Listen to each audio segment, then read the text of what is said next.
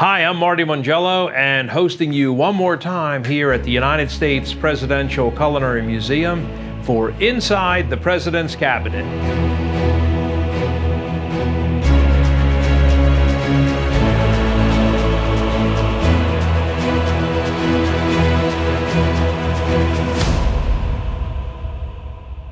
Today we're going to take a look at President Franklin Delano Roosevelt and his historic luncheon at Hyde Park, New York, and hosting, of course, the first royal family in history.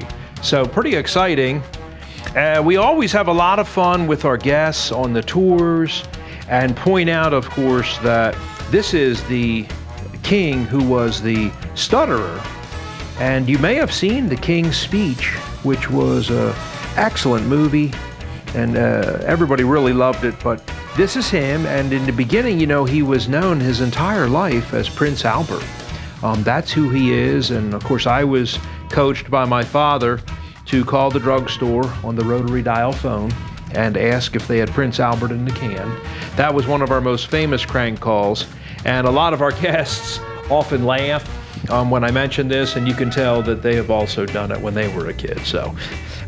But really, Prince Albert is the one who comes to visit here, and folks often ask, well, how is it then that he was the king married to Queen Elizabeth? And, we have to kind of rewind history to his brother, who is featured on this coronation vase from England, and that's his brother right there, Edward VIII, who is super famous for abdicating the throne because he said, I'm more in love with my wife and I am married to her and I pick love over the throne. So Edward VIII will go away, and when I saw the opportunity to get that vase for this exhibit, I had to do it at an auction house. I had to get that. So that's an original coronation vase from the 1930s from London. And so off he goes, and they bring in Prince Albert, and they ask him, Your Majesty, one of the things you get to do is to pick your own name. And he says, well, would it be okay then if I was George? And they do. Sure, you can be whatever you want to be, Your Highness. They look it up. They tell him you're going to be George VI, is what you'll be called in history, sire. And so he says, well, then I will be George VI. Thank you. And that's how he becomes George VI. When he visits here in the United States, we do have one of the most controversial menus in the White House's history here. And you can see President Roosevelt decides with his wife Eleanor, gosh, we love hot dogs. Why don't we serve them a nitrate log? Let's see him bite into a nitrate log. They'll photograph that. That would be really cool. Imagine if he was holding the hot dog and actually had it in a photo. They get those photos. And you can see over here from the front page of the New York Times, King tries hot dog and asks for more. He loved it. He did really good that day. Everybody breaks out in applause and is cheering and clapping. There are women who are crying, guys, okay? He gets a second hot dog, and the Queen is rather stuck and asks the President for help. Excuse me, Franklin, but how do you eat this thing, the hot dog?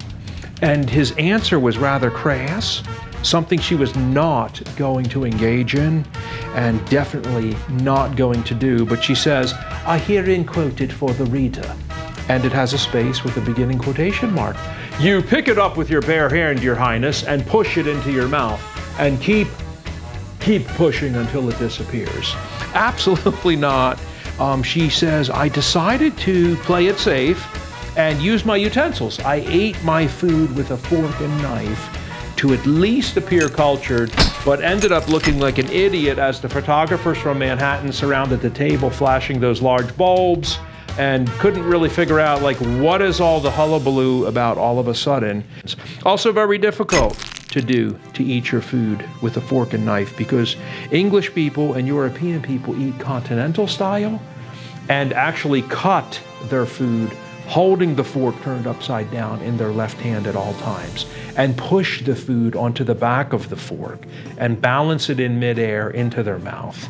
Okay? They do not eat like we do. Very difficult. I don't recommend trying eating a hot dog with a fork and a knife anytime soon.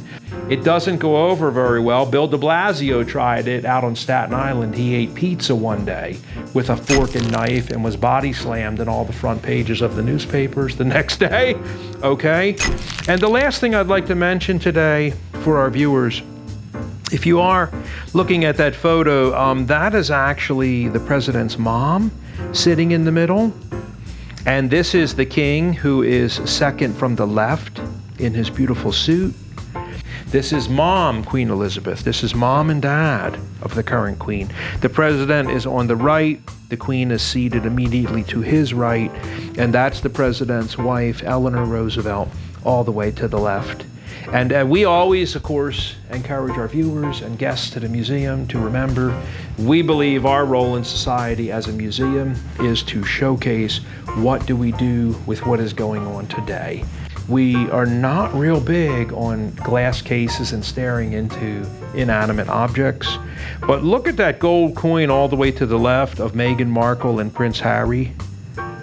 And think about that recently, in the year of 2018 and what is happening in 2019, because Edward VIII was told, what about it don't you understand? You cannot marry an American, have her become a member of the royal family, and bring her over here when she is divorced. And yet this just happened finally with Harry and Meghan. So a lot of times we see parallels in history that we love to showcase, and that is part of this whole exhibit called The Royals.